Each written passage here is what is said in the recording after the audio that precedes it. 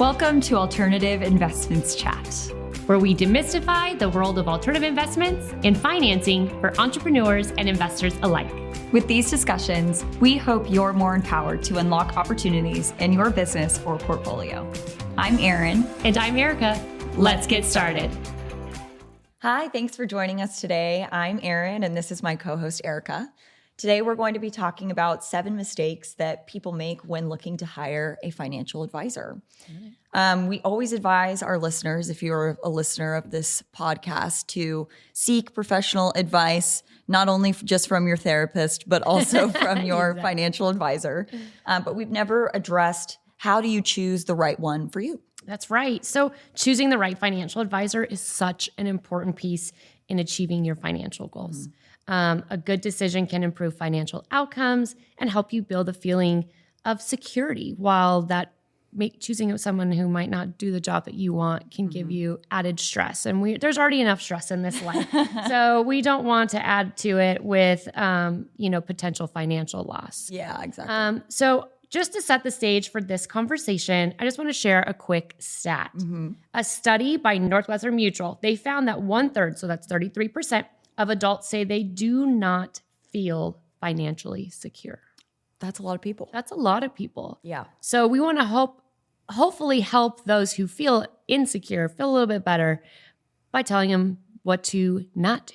Exactly. Right? I thought for a second you were going to say by telling them what to wear. Oh, I can do that too. That's a different kind of show. That's a different show. That's our second podcast. That's not starting until a little bit later, but we'll roll out the fashion. We're bringing what alternative investments back. Later. Yeah, exactly. And finding a financial advisor can be hard. So where do you start, right? First off, this seems so simple, but verify credentials.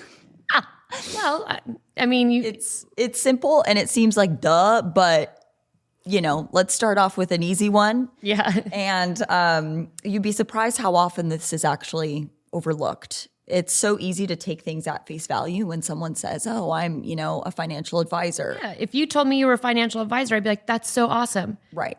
Well, you want to give people the benefit of the doubt, it up. right? Yeah. Yeah, exactly. There are different kinds of credentials, which we'll actually get a little bit more into this in a subsequent podcast, so stay tuned. But one of those, the most common are usually CFPs, which are Certified Financial Planners, or CFAs, which is a Chartered Financial Analyst. Credentials signify that the holder has passed rigorous education and testing and guidelines to be able to provide this service to you.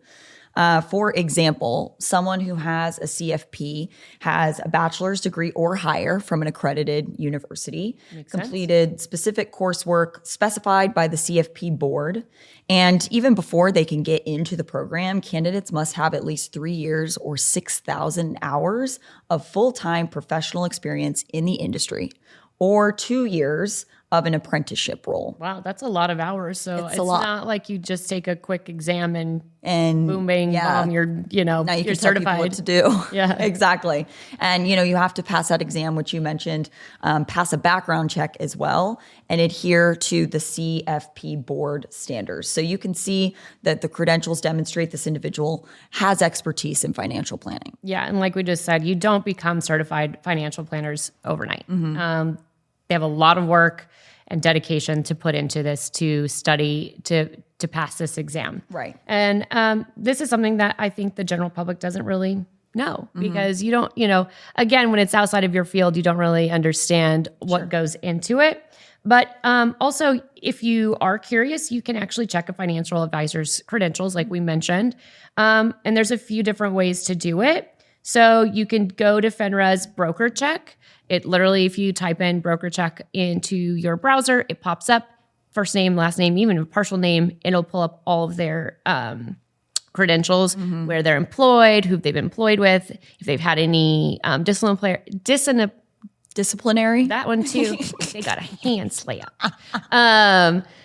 So you can see to make sure that this is a good person. Yeah. There's also the SEC's IAPD database, so you can look there too. And then there's a CFP board public database. So there's 3 different ways that you can check. Right. Again, we say like check credentials and we think that that's very normal, but a lot of people don't. You tell me you have it, I'm just going to assume you do.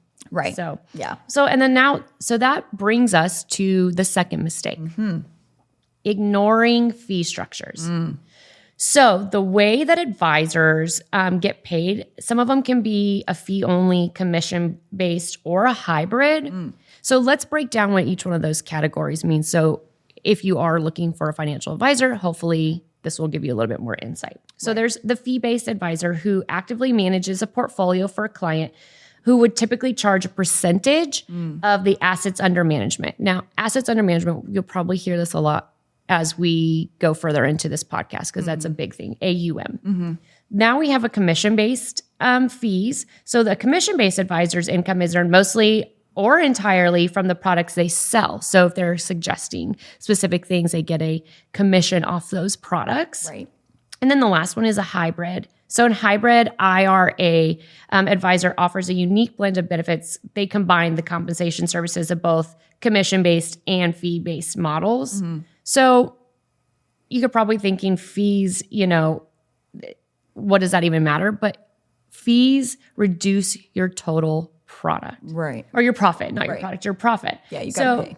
Your financial advisor should be paid fairly. Of course, they're helping you manage this really complex portfolio. Well, hopefully complex portfolio if you diversify correctly.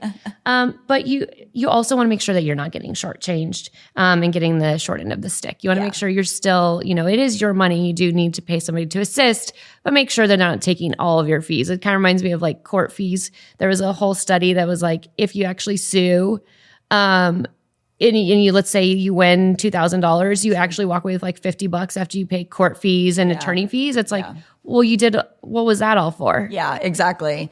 I think, something that people really do experience in their day-to-day life is like Airbnb fees. Oh my God. Which are the worst.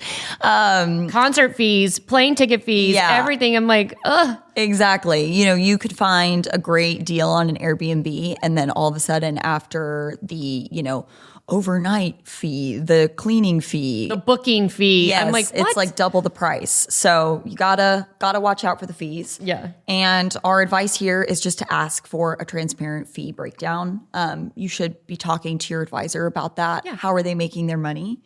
And that way you can choose an advisor that best fits you. Yeah. Think about it this way. If you went to a restaurant and the menu didn't have prices, how do you know what you're spending? Yeah. That's why we put them on there. So if you're curious or have any questions, just ask them. They should be able to tell you in a very clear way. Yes, absolutely. So that brings us to mistake number 3, which is hiring without understanding their specialty. You might not know this. Financial advisors can specialize in certain areas. They don't all specialize in the same areas. And conversely, some financial advisors actually specialize in a more broader strategy. So depending on what your goals are, you should try to align those with the financial advisor that you select. For example, if you have a goal of planning for retirement, you might not want to hire somebody who specializes in debt repayment. So you might want to find a financial advisor who specializes in retirement and can help you achieve that goal and, strategize your investments in order to meet that goal. Yeah. Again, this comes back on you. Ask the questions. Yes. Ask the questions. When meeting with your potential wealth advisor, especially for the first time, it's a two-way interview. Yeah. And which is kind of like a first date. Yeah, exactly. Hey, what do you do? Exactly. Are there any dead bodies hiding somewhere I need to know about? Tell me. Yeah. But you're both trying to determine if you're a good fit for each other. It's just like going to a doctor. You would never go, see a dermatologist for a broken bone. They're like, this is not what I do. Yeah, absolutely. So that is true. So now let's talk about mistake number 4. Failing to align philosophies. Ooh, philosophies. Okay. Philosophies. There are so many different approaches to managing finances. As you start doing your research, you're going to quickly see that. Some people are more comfortable or interested in those high risk, high rewards, right? Where some are, a lot less and risk adverse. So, it depends on what stage in life you are and what you're trying to do with your finances. So some people want to have their money more liquid, while others, they're cool with it just hanging out and growing that interest. But you need to talk to your wealth advisor about what you're comfortable with. And if they push back on you, or you feel like they're trying to coerce you into things that you're not comfortable with, this is a huge red flag. Yeah, definitely. Huge alarm bells should be going off there. And it's always good to ask during your initial meetings, how would you approach my financial strategy to meet my specific goals? That's a perfectly great question to ask, and see what they say. If they're being weird or shady about it, that's probably a good indicator to you that that's not a good fit. And you can always start small and work your way up. I think that this is something people think about with investing. They think like, I got to go all in, or I got to write a $50,000 check right off the back, or transfer $50,000 out of my savings in order to start my investing. You don't have to do that. You can start where you're comfortable and then move up as you build that relationship with your advisor if you want to. Yeah. So now we know that in every relationship, communication is key. And that is also true when it comes to your relationship with your wealth advisor. A great advisor will keep those communication lines open with you and make sure that you know what's happening with your finances. It's your money after all. You should know what's happening. So here the mistake is overlooking that and not making sure that communication is the center of that relationship. This can lead to having dissatisfaction in your investments or your finances, or misunderstandings between the client and the advisor, which is just a bad place to be. Your advisor should be providing you with regular updates about your finances, what's going on with them, and be available to answer questions you have. If you give your advisor your money and you try to call them and they are not answering you, that's not a good thing. Not a good sign. Yes. You should see who you are communicating with. If you have a advisor that you meet on the internet, figure out who that person actually is. You should, put a name to the face. Yeah, that's actually a really good tip, because, we're so used to sitting behind our screens. And so you want to make sure that you know who you're talking to. Yeah, exactly. Did you ask them, is this a robot? Don't get catfished. Catfished. Yeah, exactly. Well, and then when you actually meet with your potential advisor, you want to ask about how they communicate with clients. Remember, everybody kind of communicates differently. And so what are their typical work hours? Are they available for questions via phone? Or if you just want to give them a quick phone call, are they cool with that? Do they utilize any online platforms like we talked about? We sit behind our screens so often, and it's really easy for us to just kind of be like, I don't want to talk to anybody. But does this advisor even have that option for you? Right, exactly. And then do they provide detailed performance reports? If so, when? Yeah. If they tell you I send a report every Monday and Monday comes and there's no report, you're going, my report? Right. My report? Not a good sign. No. And then do they schedule quarterly check-ins with their clients? Again, it's your money. Yeah. You should know what's happening to it. Exactly. So that was number 5. So let's talk about number 6 mistake. It's a bit tied in with the first mistake that we mentioned, not confirming credentials, but it goes a little bit deeper. Not performing a background check. Background checks. You should do that. A lot of them, yeah. So some of the sites that we mentioned, like the FINRA broker check, provide information on advisors, like employment history. If there are any complaints, like I said, if they've gotten slapped on the wrist for something, or maybe something bigger. Yeah, exactly. That's a really good point there. A slap on the wrist is not necessarily a negative thing, or a make or break. Yeah, exactly. But if it's bigger, you might want to find somebody else. Right.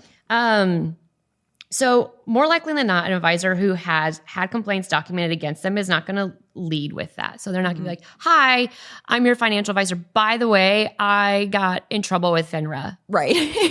Yeah, exactly. And give you a big smile. Yeah. So again, doing a little bit of research is always a really, really good idea. For more in-depth look, you can utilize the SEC's Investment Advisor Public Disclosure website. And this site will reveal certain disclosures about discrepancy events, why can't I say disciplinary? There you go. Yay, point for me. Regarding the individual, or if there are any. Yeah, exactly. This is something my mom used to say to me all the time. Remember to CYA. And if you don't know what that is, Google it. You can figure it out. But, cover your butt, basically. Yeah. Make sure that you're looking out for yourself. Again, this is your money. You've worked really hard to earn this money. Protect it. Yeah. Do what you can to protect it.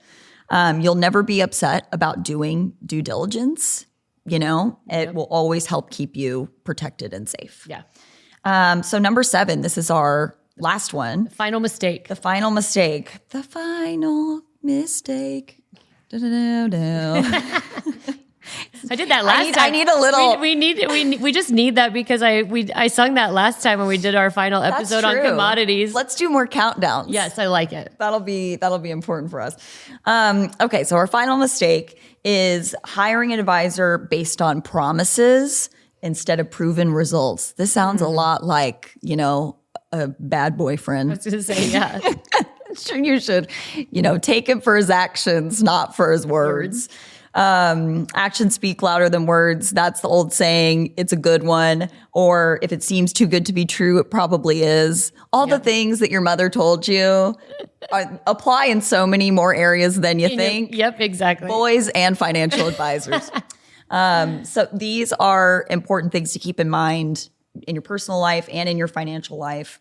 It's important to remember that no advisor can guarantee returns. So if you're talking with somebody and they're telling you, if you invest with me, I'm going to make sure that you make X amount of money or your profits will look like this. Don't trust them. Advisors have a fiduciary duty to make sure that your investments are working for you in terms of they're not going to steer you to make a poor investment choice on purpose, right? They have a duty to help protect you, but they can't guarantee your investment or your portfolio or the market how the market's going to exactly act. Because it's volatile and it fluctuates and no one's in charge of the market, in case you didn't know. Here I thought it was rigged. Exactly. No one's in charge. It's actually a lot of people that are making a lot of choices that influence the market, but no one person knows exactly what's going to happen. That's right. So you can always ask for client references too. Yeah. Ask, can I talk to some of your other clients? Would you be willing to share some of those with me? Try to find reviews. I mean, everybody loves to leave reviews these days. I once found a review for a police station and I'm like, oh, that's odd. They arrested me. They were talking about how that they had gotten arrested, but it was such a great experience. I'm like, I don't know if that's a great experience, but that's nice, I guess. Whatever you think. Yes. I mean, they rate hospitals, they rate police stations, it's not just restaurants or people giving services that get reviews these days. So maybe see if they have a Yelp page or you can find some Google reviews on this person. And if an advisor has happy clients that have been with them for, a long period of time, that's actually a good sign. That's a green flag, not a red flag.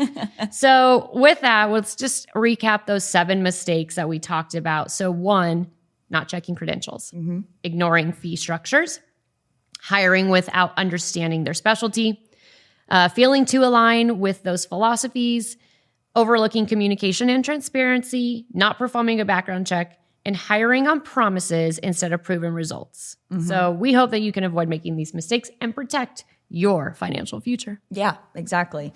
Remember to stay vigilant. There are scammers out there everywhere. Yeah. I get calls every day from a scammer. Yeah. If you talk about scammers, I'm glad my computer works because according to the email I got, my iCloud storage is supposed to be wiped. Yeah, exactly. Respond now. And speaking of scammers, actually, I want to bring up a real story that occurred recently, and it's absolutely heartbreaking. A woman in Atlanta was scammed out of $120,000 of her own hard-earned money. She was connected with a wealth advisor online, which, like we mentioned, happens more and more these days. She did what she was supposed to do. She actually went on broker checked those credentials, which is good, right? And saw that the advisor was legit and worked with Fidelity. Fidelity is obviously a huge name in the space, so she felt comfortable with that. She started small, another thing that we mentioned, right? Yep. She's doing the right thing. Invested only $5,000 to start.